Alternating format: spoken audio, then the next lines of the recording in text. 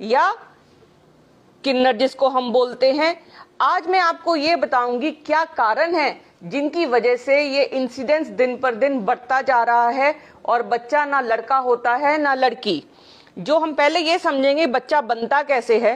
अंडे सभी एक ही प्रकार के होते हैं जिनमें एक्स क्रोमोसोम होता है।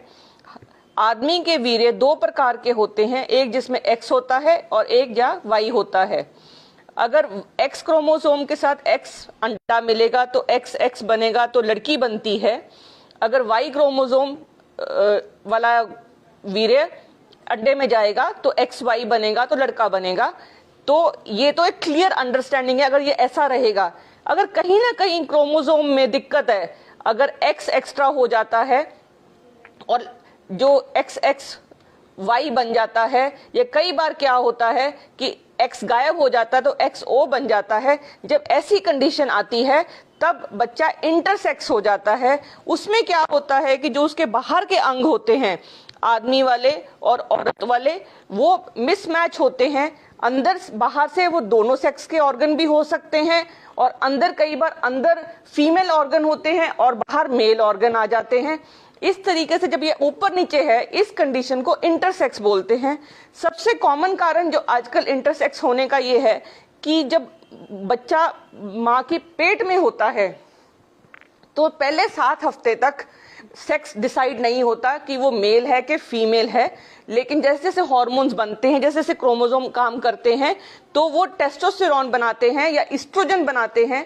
लेडी के लिए इस्ट्रोजन और मेल के लिए टेस्टोस्टेरोन बनता है। तो उससे फिर बच्चे के अंग बनते हैं, या तो मेल अंग बनेगा या फीमेल अंग बनेगा। और ये अंदर के अंग बनते हैं जैसे यूट्रस और ओवरीज बनते हैं लेडीज में और टेस्टिस बनती हैं आदमियों में। टेस्टिस और ये सारा सिस्टम बनता है। अगर इस दौरान कोई भी केमिकल मदर के बॉडी पे एक्ट करेगा जो इस सिस्टम को डिस्टर्ब करता है, जिसको हम कहते हैं ईडीसी या एंडोक्राइन डिस्टर्प्टिव केमिकल्स, तो वो इससे जो उनके हार्मोन्स हैं जो जिनकी वजह से ये टेस्टिस और यूट्रस ओवरीज बनती हैं वो उनमें चेंजेस आती हैं। वो चेंजेस उस बच्चे में पैदा होती हैं। कई बार क्या है बच्चे की अंडेदानी नीचे नहीं आती, जो पेशाब की ओपनिंग है यहाँ होने की बजाय आगे पीछे कहीं पे भी हो जाती है। तो जो ऐसी प्रॉब्लम्स हैं, कई बार दोनों अंग बने होते हैं, लड़की के अंग भी बने होते हैं लड़के के अंग भी बने होते हैं। तो ऐसी कंडीशन को अवॉइड करने के लिए बहुत जरूरी है कि लेडी जब प्रेग्नेंट हो तो ऐसे केमिकल से दूर रहे जिनकी वजह से ये इंटरसेक्स बच्चा पैदा होता है। अब सबसे बड़ी कंफ्यूजन जो है, जो आजकल इंटरसेक्स बच्चे को लोग लेस्बियन और गे बच्चों से अडल्ट से कंफ्यूज करते हैं। जो इंटरसेक्स है वो तो जन्म से होता है और केमिकल और क्रोमोसोम की वजह से होता है। लेकिन जिसको हम ट्रांसजेंडर बोलते हैं उनमें जो बाहर के अंग हैं वो नॉर्मल मेल या फीमेल वाले होंगे, लेकिन जो उनकी सोचने की कैपेसिटी होती है, जो वो सोचते हैं, ठीक है ना।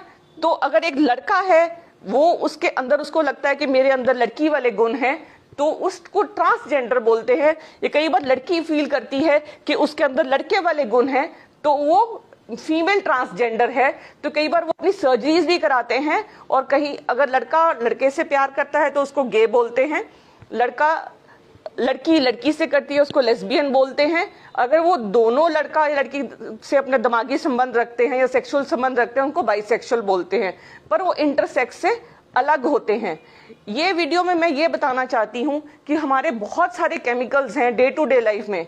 ह्यूमंस ने, हम इंसानों ने 85,000 केमिकल्स बनाए हैं, लेकिन केवल 1000 ही केमिकल्स हैं जो उनको टेस्ट किया है जो हमारी बॉडी पे असर कर रहे हैं।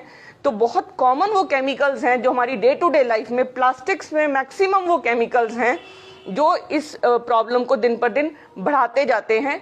और इस प्रॉब्लम को हमारी अवेयरनेस, खासकर जिन बॉटल्स में बीपीए है और दूसरा थैलेट्स हैं और तीसरा ब्रोमिनेटेड कंपाउंड्स हैं, ये तीनों कंपाउंड्स और लेड, ये 4 चीजें ऐसी हैं जिनको हम ईडीसी बोलते हैं या एंडोक्राइन डिसरप्टिव केमिकल्स बोलते हैं।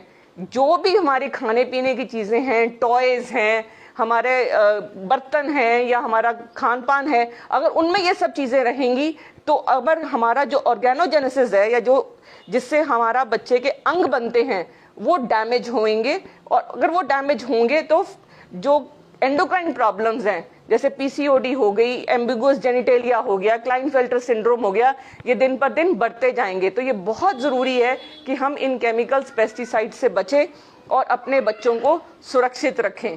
ज्यादा से ज्यादा ये इंफॉर्मेशन शेयर करिए एंड